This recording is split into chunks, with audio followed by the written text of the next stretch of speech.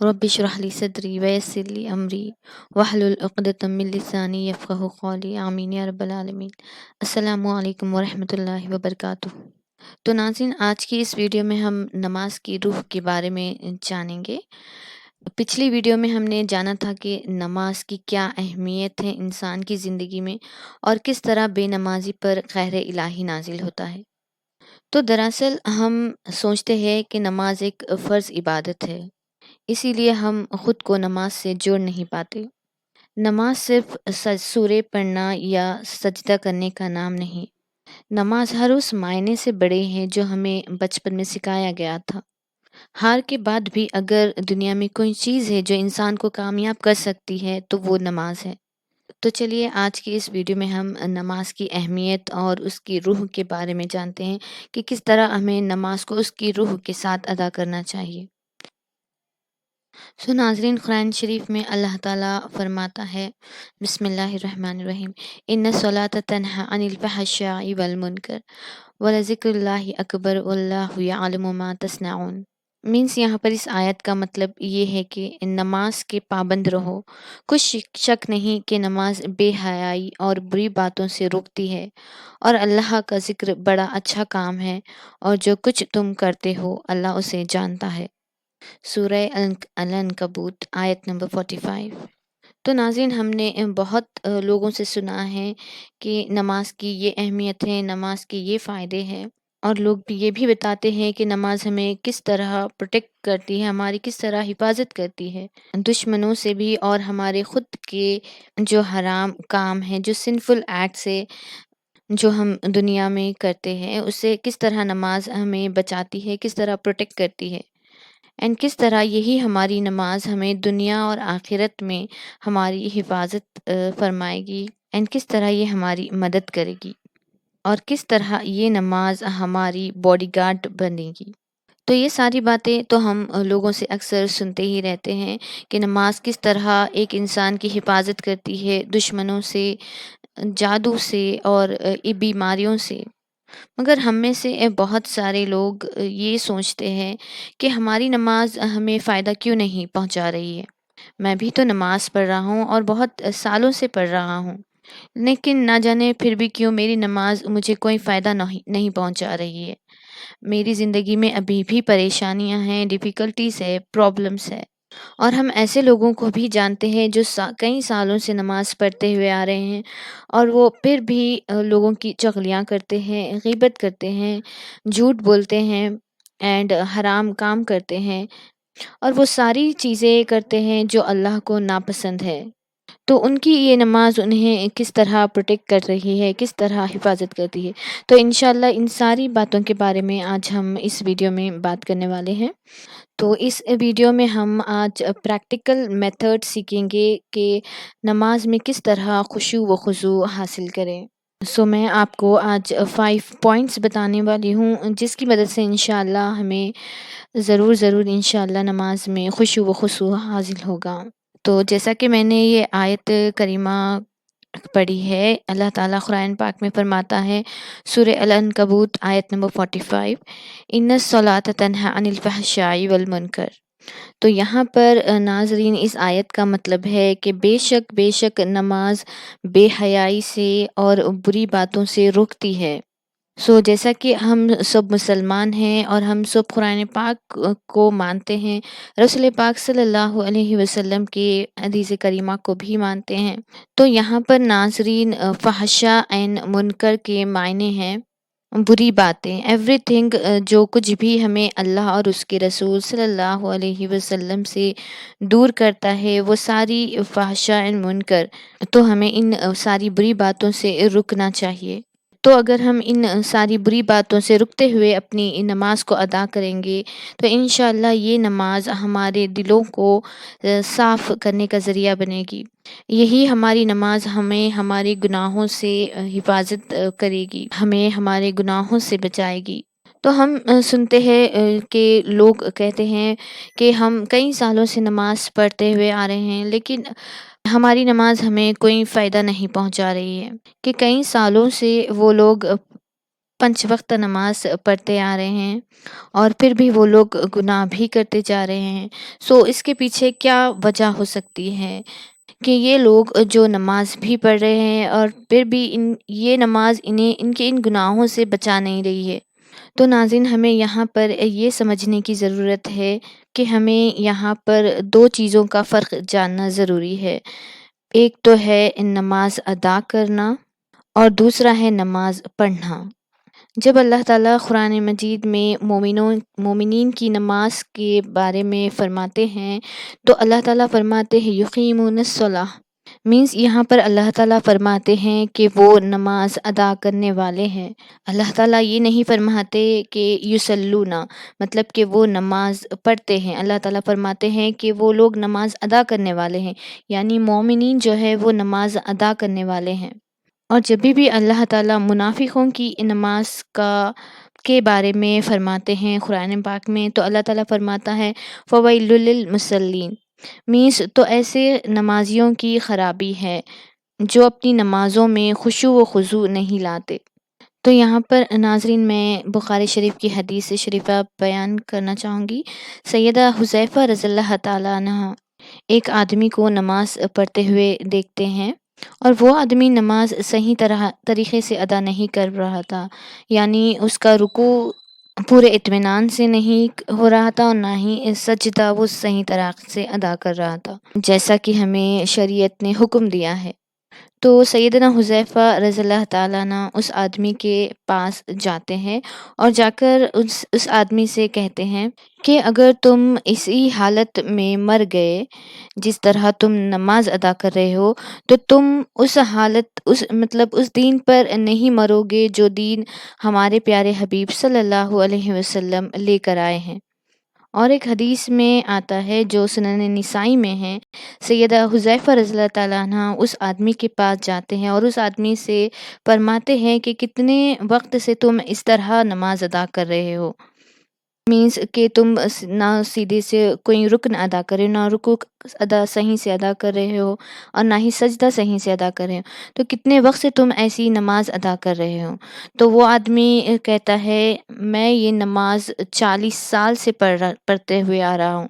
اس طرح نماز وہ آدمی 40 سال سے پڑھتا ہوا آ رہا ہے.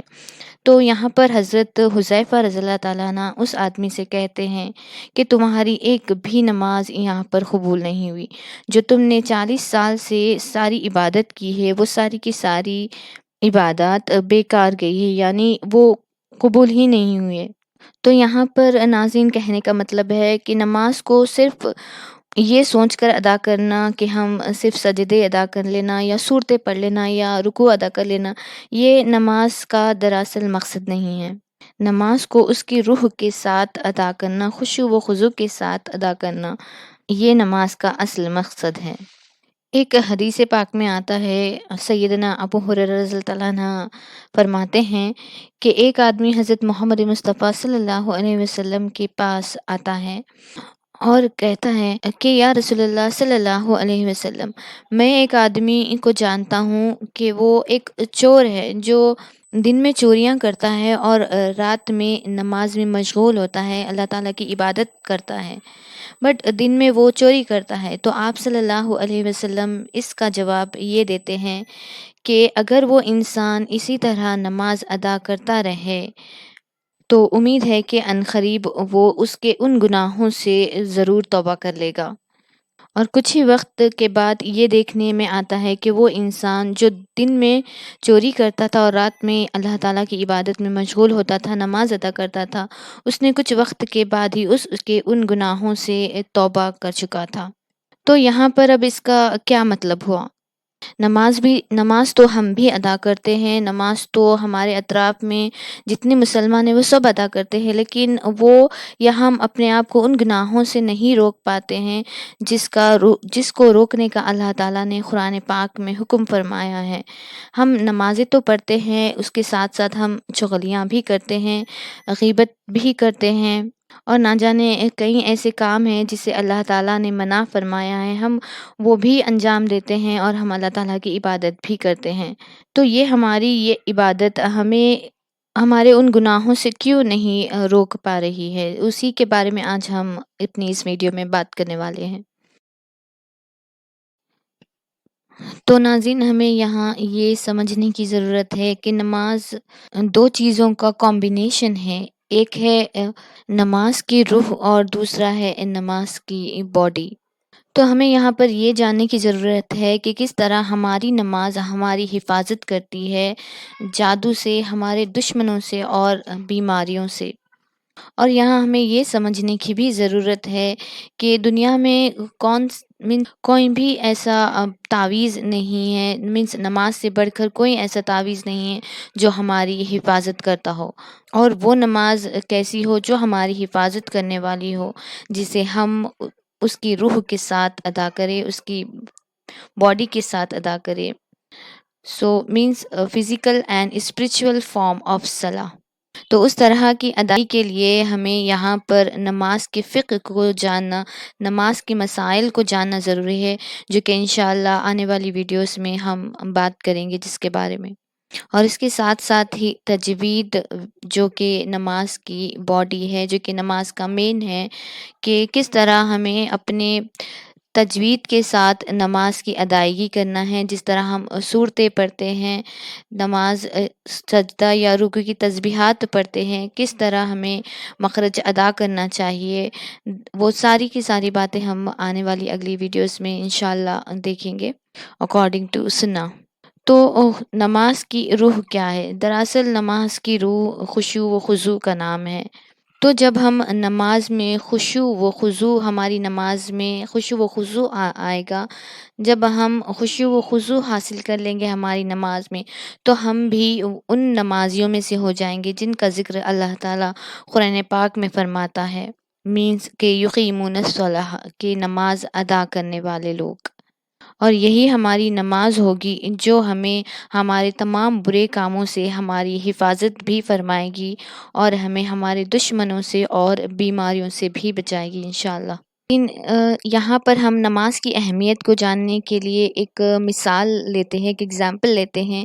یہاں پر فرض کرے کہ کوئی انسان آپ کے اوپر ایک باڈی گارڈ کو اپوائنٹ کرتا ہے تاکہ وہ باڈی گارڈ آپ کی حفاظت کر سکے، مگر جو آپ کا باڈی گارڈ ہے، آپ دیکھتے ہیں کہ اس کے اندر تو روح ہی نہیں ہے، اور وہ جسمانی طور پر اتنا کمزور ہے کہ وہ تو خود اپنے پیروں پر کھڑا ہی نہیں ہو سکتا، تو کس طرح وہ باڈی گارڈ آپ کی حفاظت کرے گا؟ آپ خود بتائیں، کیا وہ باڈی گارڈ آپ کی حفاظت کر سکے گا؟ کیا وہ آپ کو آپ کے دشمنوں سے بچا سکے گا؟ جس کے پاس روح ہی نہیں ہے، وہ خود اپنے پیروں پر کھڑا نہیں ہو سکتا، وہ آپ کو کس طرح بچائے گا؟ آپ کے سامنے آپ کے باڈی گارڈ کا مرا ہوا جسم پڑا ہے، اور آپ کے دشمن آپ پر اٹیک کرنے آ رہے ہیں، اور آپ یہاں پر شکوے کر رہے ہیں، شکایتیں کر رہے ہیں کہ میرے باڈی گارڈ کو کیا ہو گیا ہے کہ وہ میری حفاظت نہیں فرما رہا، کہ میرے دشمن مجھ پر اٹیک کرنے آ رہے ہیں، مجھ پر حملہ کرنے کے لیے آ رہے ہیں۔ تو جس باڈی گارڈ کے پاس روح ہی نہیں ہے، تو وہ کس طرح آپ کی حفاظت کر پائے گا؟ تو اسی طرح نماز کا بھی مسئلہ ہے۔ ہم نمازیں تو پڑھ رہے ہیں، لیکن ہماری نمازیں اس طرح ادا نہیں ہو رہی ہے جس طرح اسے ادا کرنا چاہیے۔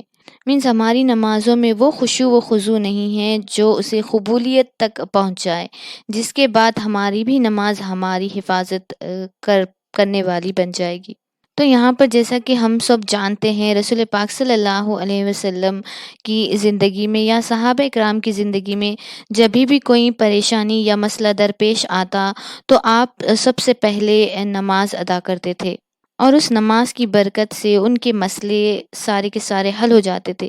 لیکن آج ہم کیا کرتے ہیں؟ تو اس کے بارے میں غور و فکر کرنا بہت ضروری ہے۔ ہم اب ان 5 پوائنٹس کی بارے میں بات کرتے ہیں جس سے انشاءاللہ ہمیں نماز میں خشوع و خضوع حاصل ہوگا۔ تو پہلا پوائنٹ ہے، نماز کا ترجمہ یاد کر لے۔ اب اس کی اہمیت، ترجمے کی اہمیت ہم اس مثال سے سمجھنے کی کوشش کرتے ہیں کہ فرض کیجئے کہ آپ کو موقع مل جائے کہ آپ کسی فیمس پرسنالٹی یا کسی راجا سے آپ کو بات کرنے کا موقع مل جائے، اور آپ اس کی تعریف کر رہے ہیں اس لینگویج میں جو لینگویج آپ خود نہیں سمجھ سکتے. تو آپ یہاں پر اس لینگویج میں اس کنگ کی یا اس پریسیڈنٹ کی تعریف کر رہے ہیں جو لینگویج آپ کو خود سمجھ نہیں آ رہی، آپ خود نہیں جانتے کہ آپ کیا کہہ رہے ہیں. تو کیا آپ یہاں سمجھتے ہیں کہ آپ اس راجا کو یا اس پریسیڈنٹ کو خوش کر پائیں گے؟ تو اسی طرح ہم ہماری نمازیں کئی سالوں سے، کافی عرصے سے ادا کرتے ہوئے آ رہے ہیں. ہم اپنے پروردگار کی تعریف کئی عرصے سے کرتے آ رہے ہیں، 20 سال سے، 30 سال سے. بٹ یہاں پر ہمیں معلوم ہی نہیں ہے کہ ہم اپنے رب سے کیا فرما رہے ہیں، کیا باتیں کر رہے ہیں، اس کی تعریف میں کیا کہہ رہے ہیں، کہ جو دونوں جہاں کا بادشاہ ہے اس کے بارے میں ہم کیا پڑھ رہے ہیں نماز کے دوران. تو ایسی نمازوں کو کہتے ہیں نماز پڑھنا، نہ کہ نماز ادا کرنا. تو ہمیں یہاں پر نماز ادا کرنے والے بننا ہے.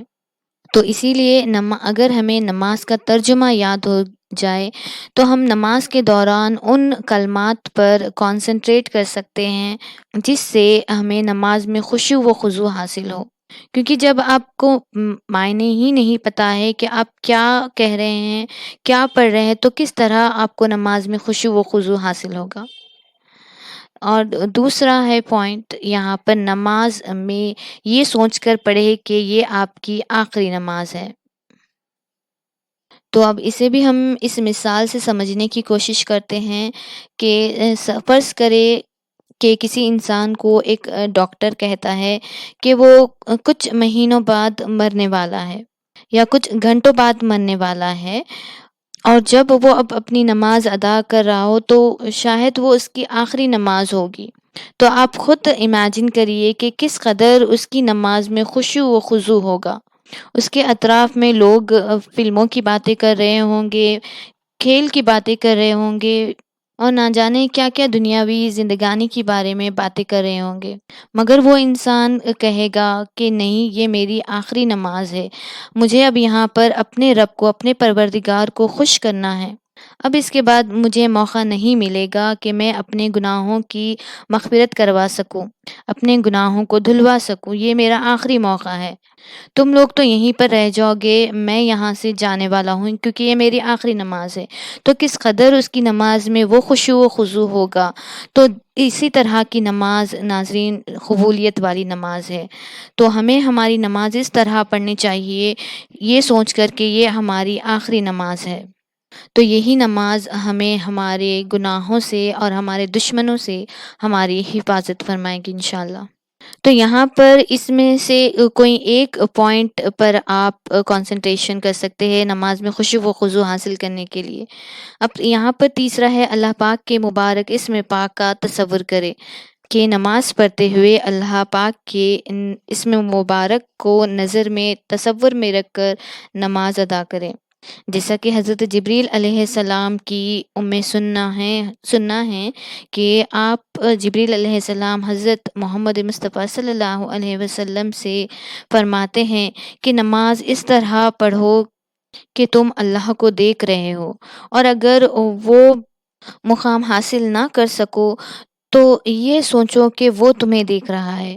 تو یہاں پر ہمیں اللہ پاک کے اسم مبارک کا تصور کرتے ہوئے نماز ادا کرنا چاہیے تاکہ ہماری نماز میں خشوع و خضوع حاصل ہو. اور چوتھا یہاں پر ہے یہ خیال کرے کہ آپ پل صراط پر سے گزر رہے ہو. تو یہاں پر آپ یہ سوچیں جب آپ نماز ادا کر رہے ہو کہ آپ پل صراط پر کھڑے ہیں، جس پر ہم سب کو ایک دن گزرنا ہے، جو کہ بال سے بھی باریک اور تلوار سے بھی زیادہ تیز ہوگا. تو جیسے ہی آپ کی نماز میں آپ کو دنیا کا تصور آنے لگے، دنیا کے خیالات آنے لگے، تو آپ یہاں پر یہ تصور کریں کہ اگر میں دنیا کے خیالات کو اپنی اس نماز میں لاؤں گا تو ممکن ہے کہ میں اس پل صراط پر سے نیچے گر جاؤں گا، اس آگ میں، اس دوزخ میں گر جاؤں گا. کہ جس پل صراط پر آپ کھڑے ہیں اس کے دائیں طرف تو جنت ہے، اور آپ کے بائیں طرف دوزخ ہے، جہنم ہے، اور آپ کے سر کے اوپر اینجل ہے، اینجل آف ڈیتھ، جو موت کا فرشتہ ہے، اور آپ کے سامنے کعبہ ہے، اور اللہ کی رحمتوں کا نزول ہو رہا ہے. یہ ساری باتوں کا آپ تصور کرتے ہوئے اپنی نماز کو ادا کریں. تو جب بھی شیطان آپ کو دنیا کے خیالات یا کچھ دنیا کے تصورات آپ کے ذہن میں لانے کی کوشش کرے تو آپ کو ان پوائنٹس پر کنسنٹریشن کرنا چاہیے.